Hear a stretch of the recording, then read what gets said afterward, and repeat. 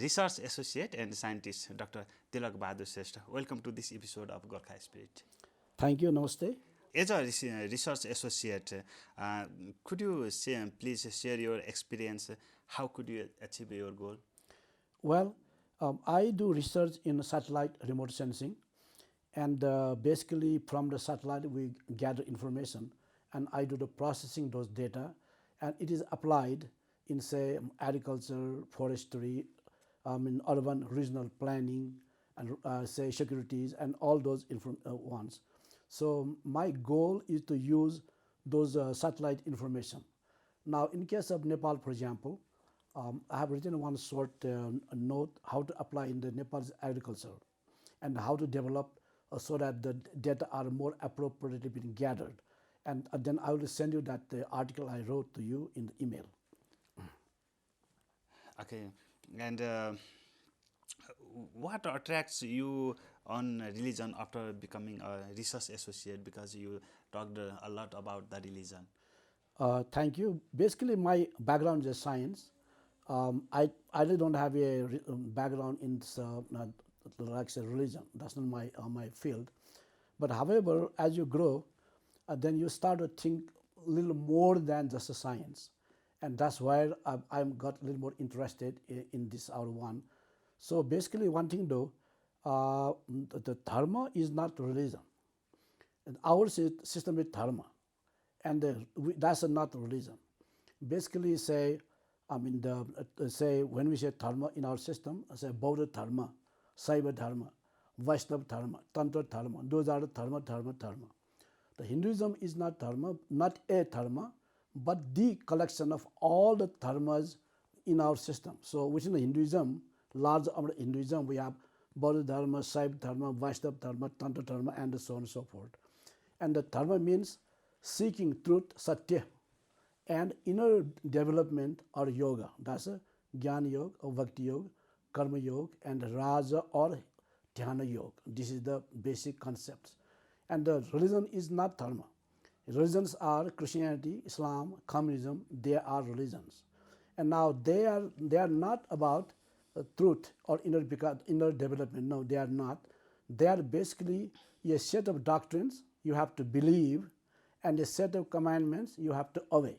So they are very different, and so they are more pattern because of the they came out of Middle East tribal survival and the tribal aggression, and so they are more of like how to militarize their societies for survival and if possible to aggression against others. Ours is inner development, so they are quite different. So let's not keep the dharma and the religion in the same level. Thank you. Okay, then you just talked a little about Sanskrit language and Right. its importance on science or scientists also. Um, uh, why do you learn this language up to now or not? Well, I studied Sanskrit only when I was in school, not after that. However, recently the NASA, that's the American Rocket Agency, did some research on the different languages which is most appropriate or the best for the computer programming language. And so according to them, not according to me, according to them, the Sanskrit is the best language for the artificial intelligence. So those kinds of articles are available. You can Google and you can find that. So that's available. And the reason behind this one is Sanskrit means cultured or the slightly designed language or from before. So there are grammars and there are the word meanings well defined, and also you can twist around with the same kind of meaning. Okay, and it's just Sanskrit language is now it's called dead language. Then No, it is not quite dead language because there are two things. There are still in Arunachal Pradesh, there are a couple of villages where people still speak Sanskrit, number one. Number two, from the Sanskrit, Hindi, Bengali, Nepali, all the Punjab, these are all they came out from that. And so their all roots go to the Sanskrit. Even the South Indian language like Telugu, Tamil, the 30-40% of the words from the Sanskrit. And matter of fact, the South Indians, when they speak Sanskrit word, they speak as it is without changing, right? And so if it is not right on the surface, just under the surface, there is a Sanskrit. Even language like German and English, their background is still Sanskrit. So even though you want to see people speaking Sanskrit outside, but the underlying, there is still Sanskrit. But that's not even the point. Suppose you count the number of words in English language right now, it's about 26,000. In the Sanskrit, it's almost like 56,000 words. You take a word, that's God. So you have like a Deva, Devi, Iswara, Brahma. I mean, there are so many varieties of the words, such as water, just water is jal, and so on and so forth. So the conceptuals are quite, I mean, remark or said diverse. So you can explain more out of that. Now let me give one example. I eat banana. Banana eats me. Wait a minute. In the second one, banana is eating me. I'm not eating banana. In the Sanskrit, say Nepali, ma kera khansu, Kerala ma khansu. Either way, it's the same, right? If the banana don't eat me, I eat the banana. So you have to, those kinds of concepts are more well defined and given in the Sanskrit. Also, say for example, Shiva double cow is English, the per cow. Now in the Sanskrit is a go, means who walks. So you can still parse the word into different pieces to make it more different. So that's why it's not my opinion, but the NASA scientists did some studies about different languages, and they found that Sanskrit is the most appropriate language for artificial intelligence, and the one. That's what I'm mentioning. I'm mentioning them, referring to them. Okay, Sanskrit is not a dead language actually up to now. Right. Okay, I want to return from the beginning. What's the difference between research associate and scientist? Oh, scientist, you got to be really a bright guy. I'm not that bright, So when we say research associate, basically university does the research. If, say, for example, right now we are working in the mountain region, and in that one, some professors are working on the social science part of that, and some science are working on economy part of that, and so on and so forth. And my particular, the section of which what I'm working to do is I take those satellite imagery and then process them to bring out, the spatial data of that whole area. So that's my section of that. In the larger research work, my job is that particular field which I contribute. Okay, then how do you choose, in your experience from your study, how do you choose this sector? Oh well, what happened was earlier I did my after doing my bachelor's from the Trivandrum College, I was lucky that Maharaj Shrestha was blessed me with a scholarship to study in India. So I did my Master's of Science and Technology in Applied Geology from Andhra University. And then again, the goddess blessed me, and then I got the second scholarship to study Master of Geography and Planning from the Florida State University, as the second one. And then I did my PhD from University of Florida in that particular field, remote sensing. So I'm working as a remote sensing, the profession in different university colleges, wherever I could get project. So my job is project based. So I go to, say, Alabama A&M University when they have project, and then done. Then I go to Kent State University, do that, and done. And then if I have some other place, so my job is project to project based. That's what it is. So I'm research associate. Now, when we say a professor or a scientist, then you are talking about a little more higher level. I am not that level high, So that's about it. It's like teaching like third grade, Parishad, like seventh grade, something like that. Okay, you are in Nepal now. Yes. Since a year ago. And what's your future plan? You want to return there, or you want to do something here? No, I basically want to come back. But I want to keep like a couple of years of transition, because it's kind of like hard to come back and quit everything over there, come back. So actually I came just for like few months, but because of all this lockdown, everything, I got kind of stuck here. I don't mind, I'm living with my family and friends, so this is good to be. But eventually I'll be back. And matter of fact, because I was here, I did try to contact different universities. I'm very happy to note that there is a place called RCT, something like Rural Technology, something like this. They invited me to give a talk on remote sensing, and the Kathmandu University also invited me to give a talk to them. So I did, and I'm hoping perhaps they would take me in to run some kind of project. And there's also one of my friends said they are opening up a new university called the Madan Bhandari University of Science and Technology.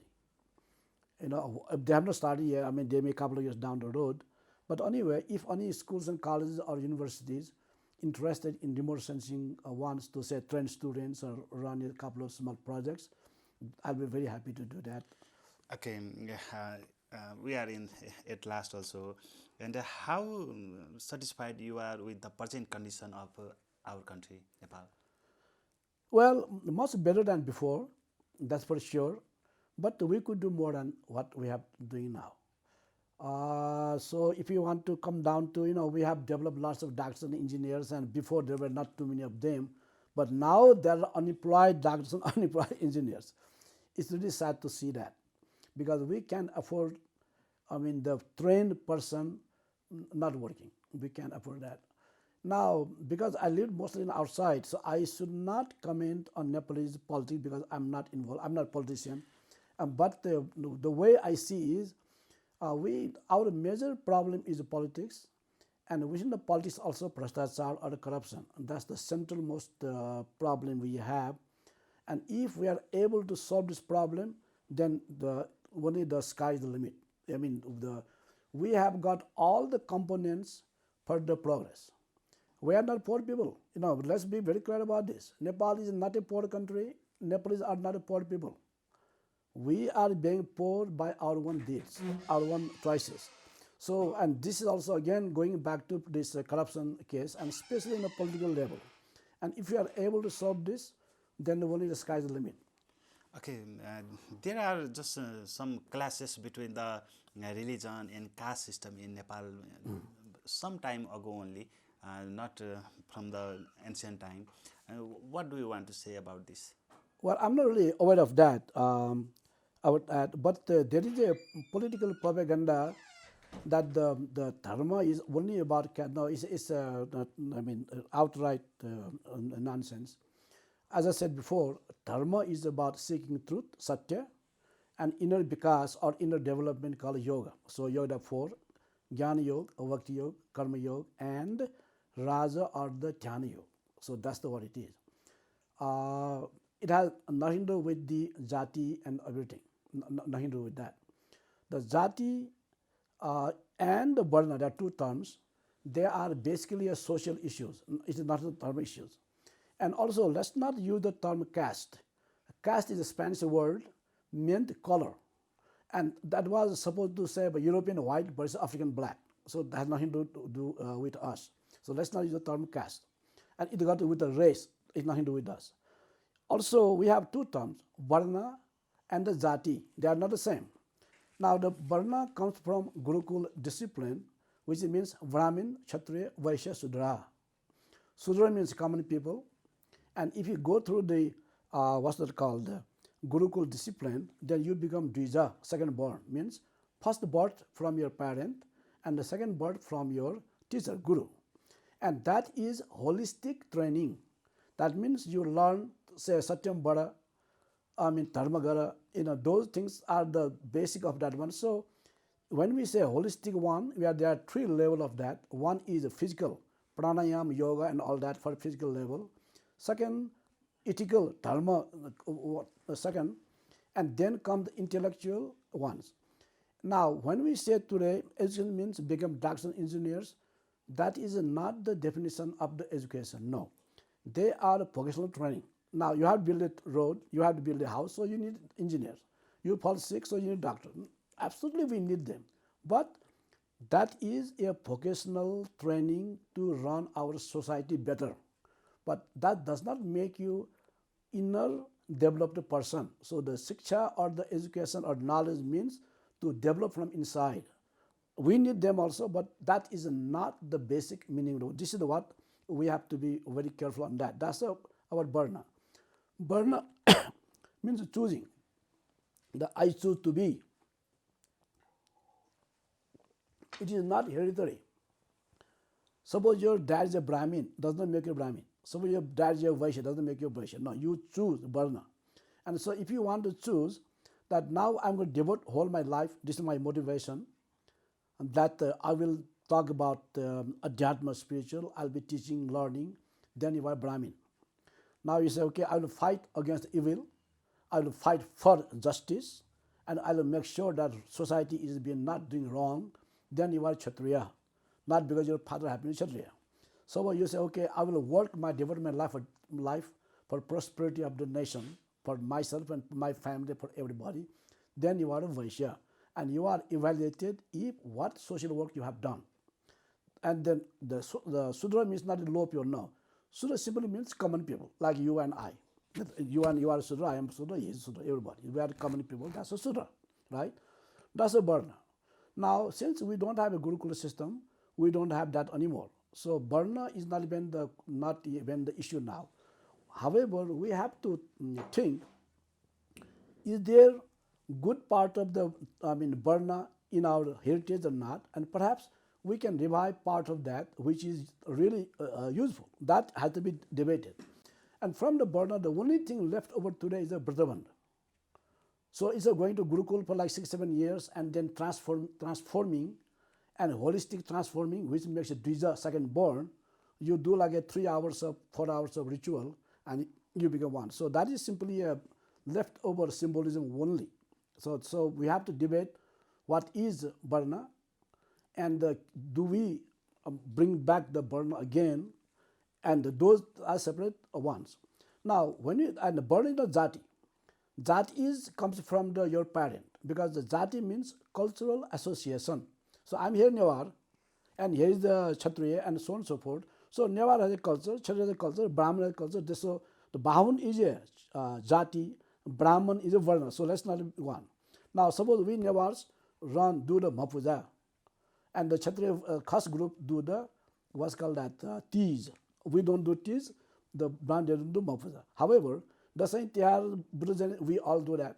So there is a what's it called that overlaps, and sometimes there is no overlap. So Jati. There is no up Jati, there is no low Jati. Suppose I take a Gurung, here is a Tamang here, right? So now who is higher than lower than which one? Is the Gurung higher than Tamang, or Tamang is higher than the Gurung? No, that makes no sense. It simply means Gurungs have their own language and culture, and Tamas have their own language and culture. So they are purely a matter of cultural differences. However, up and down comes from a social ladder. Which group is more at the higher ladder than lower ladder? And those ladders are three, basically. Number one, education. Number two, jobs and the wealth. And number three, political power, right? And so when we are going to deal with so-called the people at the bottom group, bottom ladder, these social ladders must be provided to them. Not to help them push up, but to provide the opportunities. They are, again, three. Number one, education. Number two, prosperity-wise, jobs and business opportunities. And the third is inclusive politics. Let's come together. And that will help up. There is no other way around, and we should not even talk about dharma when we are dealing with the differences in the Jati system. Okay, at last, if I miss to ask anything, is there anything you want to say to our viewers? Namaste. We are a great nation. We are actually very, we were never been poor like this time. Even if you compare to Europeans, only they took over us only for the last 200 years at most. And so to think ourselves as a poor people is very, very wrong. And in terms of nature and in terms of the prosperity, what nature can bestow us, we are one of the most lucky people in the world. I was arguing with one of my Saudi friends. They say, hey, Tilak, we have so much oil. Great, you are congratulations. But when did you find out that? Maybe 50 years back. And how long do you think it will last? Maybe 100 years, 50 years. And think about our water. When we had the water, we ever had. How long do you think our water in Nepal always be there, right? So do you want to have a petroleum for 100 years or water for all the time, right? look at the, if you look from the our southern border to northern border, say about 70, 80 miles, right? But say 100 kilometers, 120 kilometers. Now, going from our south border, north border is exactly equivalent to going from equator to North Pole. Down south, you have got tropical forest with rhinoceros, tigers, and the cobra kind of environment. We have a tall, dark-skinned, very much into like a Caucasian type of group of people, and they go up, and up to north, you are like a North Pole, all the time snow, and you have got like a couple of Sherpas, white guys, short guys, slanted eyes, Sherpas, right? In between these two environment, you got 4 or 5 different environment comes in picture. The whole environment, your flora, fauna, the animals and birds and the vegetation changes, your culture changes, your language changes. Within that, you got 4 or 5 different languages, right? I'm here in Newar, Kathmandu. Up there, you are Tamangs, and then you are Sherpas. Down there, Madesi and so on and so forth, Magars and Gurums. Where in the world you find this kind of latitude? If you want a vegetable, what vegetable you want in when? Where do you find this kind of latitude, right? And so, God gave us a really nice place to live. And our heritage is not something to be sneezed at. We have Buddha, we have Janak, we have the Sita, we have Prakriti, we have a Sakhwal, Sangadhar Sakhwal, right? We have so many things I can't even imagine. Say, to talk about Pranasa, we talk about, so what do we lack? And so why we have to have this kind of inferiority complex? No, that I reject those kinds of stuff. The only thing, again, the way I see is, for now, the only problem is not in the other issues, but the politics and also in terms of corruption. That's the one. So if we have a second, the revolution, next it comes, and it must be and should be against the corruption. If you can eliminate this one fact from our life, and then the sky is the limit. Thank you very much, Dr. Sir, for joining with us. Namaste. I hope I did not treat people too much. And anything I can be some help, I'll be very happy to do that. Namaste.